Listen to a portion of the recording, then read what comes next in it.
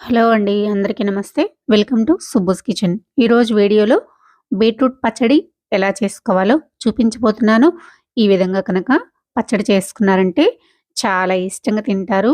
ఒక్క మెతుకు కూడా మిగిల్చకుండా తింటారు. అంత బావుంటుందండి.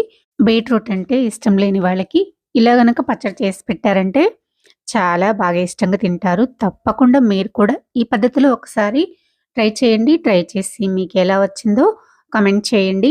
నా వీడియో గనుక మీకు నచ్చినట్లయితే లైక్ చేసి తప్పకుండా హైప్ చేయండి. ముందుగా ఒక కళాయి పెట్టేసుకొని అందులోకి 2 టేబుల్ స్పూన్ల వరకు నూనెను వేసుకున్న తర్వాత అందులోకి 1 టేబుల్ స్పూన్ మినపగుండ్రలు, 1 టేబుల్ స్పూన్ పచ్చిశనగపప్పు, 1 టేబుల్ స్పూన్ ధనియాలు వేసుకొని మంటని లో ఫ్లేమ్‌లో పెట్టేసుకొని ఇలా కలుపుకుంటూ ఫ్రై చేసుకోవాలి.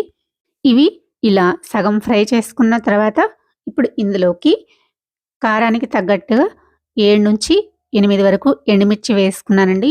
మీ కారానికి తగ్గట్టుగా మీరు వేసుకొని ఇవి బాగా గోల్డ్ కలర్ వచ్చేంత వరకు ఫ్రై చేసుకోవాలి. ఈ విధంగా ఫ్రై చేసుకున్న తర్వాత ఇప్పుడు వీటిని తీసి ఒక గిన్నెలోకి పెట్టేసుకొని అదే నూనెలోకి ఒక పెద్ద బీట్రూట్‌ని తొక్క తీసేసి చిన్న చిన్న ముక్కలుగా కట్ చేసుకొని వేసుకుంటున్నానండి. ఇలా వేసుకొని ఒకసారి ఆయిల్‌లో బాగా కలిసిపోయేలాగా కలిపేసుకున్న తర్వాత ఇందులోకి పావు టీ స్పూన్ పసుపు, టేస్ట్ కోసం 2, 3 పచ్చిమిర్చిని ఇలా కట్ చేసుకొని వేసుకొని ఒకసారి బాగా కలిపేసేసి మూత పెట్టి 2 నిమిషాల పాటు మగ్గించుకోవాలి. 2 నిమిషాల తర్వాత కొంచెం ముక్కలు మెత్తబడినయి అనుకున్న తర్వాత ఒకసారి బాగా కలిపేసేసుకొని ఇప్పుడు ఇందులోకి చింతపండుని వేసుకోవాలి. కొంచెం ఒక 2 రెబ్బల చింతపండు అయితే సరిపోతుందండి. మీ టేస్ట్‌కి తగ్గట్టుగా మీరు చింతపండుని వేసేసుకొని ఒకసారి బాగా కలిపేసి చింతపండు కూడా మగ్గే వరకు మగ్గించుకోండి. మూత పెట్టేసి మధ్య మధ్యలో ఇలా కలుపుకుంటూ మగ్గించుకున్న తర్వాత ఇందులోకి కొంచెం కట్ చేసుకున్న కొత్తిమీర, ఒక స్పూన్ జీలకర్ర, 2, 3 వెల్లుల్లి వేసుకొని ఒక్క నిమిషం పాటు ఫ్రై చేసుకుంటే సరిపోతుందండి. ఎక్కువ ఫ్రై చేసుకోనవసరం లేదు. ఇలా ఫ్రై చేసుకొని స్టవ్ ఆఫ్ చేసుకొని ఈ మిశ్రమం అంతా పూర్తిగా చల్లారిన తర్వాత మిక్సీ పట్టుకోవాలి. ఇప్పుడు ఒక మిక్సీ గిన్నె తీసుకొని అందులోకి మనం ముందుగా వేయించుకున్న పప్పులు, ఎండుమిర్చి వేసుకొని ఒకసారి మెత్తగా మిక్సీ పట్టుకున్న తర్వాత బీట్రూట్ వేసుకోవాలి. ఈ విధంగా వేసుకొని ఇలాగా మిక్సీ పట్టుకున్న తర్వాత ఇప్పుడు ఇందులోకి బీట్రూట్ ముక్కల్ని వేసేసుకుందాము.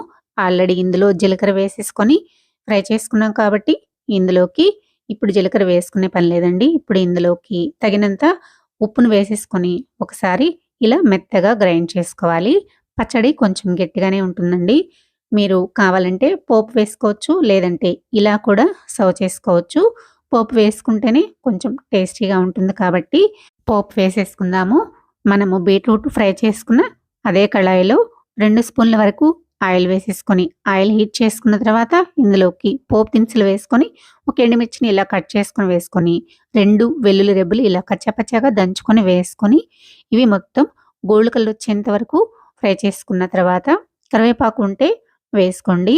ఇలా ఫ్రై అయిపోయాక ఇందులోకి మనం మిక్సీ పట్టుకున్న బీట్రూట్ పచ్చడిని వేసుకొని ఒకసారి ఉప్పు టేస్ట్ చూసుకొని సరిపోకపోతే గనక అడ్జస్ట్ చేసుకొని ఇలా ఒకసారి నూనెలో కలిపేసుకుంటే సరిపోతుందండి. ఎక్కువ ఫ్రై చేసుకోనవసరం లేదు. ఆల్రెడీ ఇవన్నీ మనం ఫ్రై చేసుకొని వేసుకున్నాం కాబట్టి ఇలా కలిపేసేసుకొని స్టవ్ ఆఫ్ చేసేసి సర్వ్ చేసుకోవడమేనండి. ఇప్పుడు ఒక సర్వింగ్ బౌల్ తీసుకొని వేడి వేడి అన్నంలోకి సర్వ్ చేసుకున్నామంటే గనక సూపర్ టేస్టీగా ఉంటుందండి. అన్నంలోకే కాదండి, దోస, చపాతీలోకి కూడా సైడ్ డిష్‌గా చాలా బావుంటుంది. తప్పకుండా మీరు కూడా ట్రై చేసి మీకెలా వచ్చిందో కామెంట్ చేయండి. నా వీడియో గనుక మీకు నచ్చినట్లయితే లైక్ చేసి సబ్స్క్రైబ్ చేసుకోండి, షేర్ చేయండి. మరో మంచి వీడియోతో మళ్ళీ కలుద్దాం. Thanks for watching.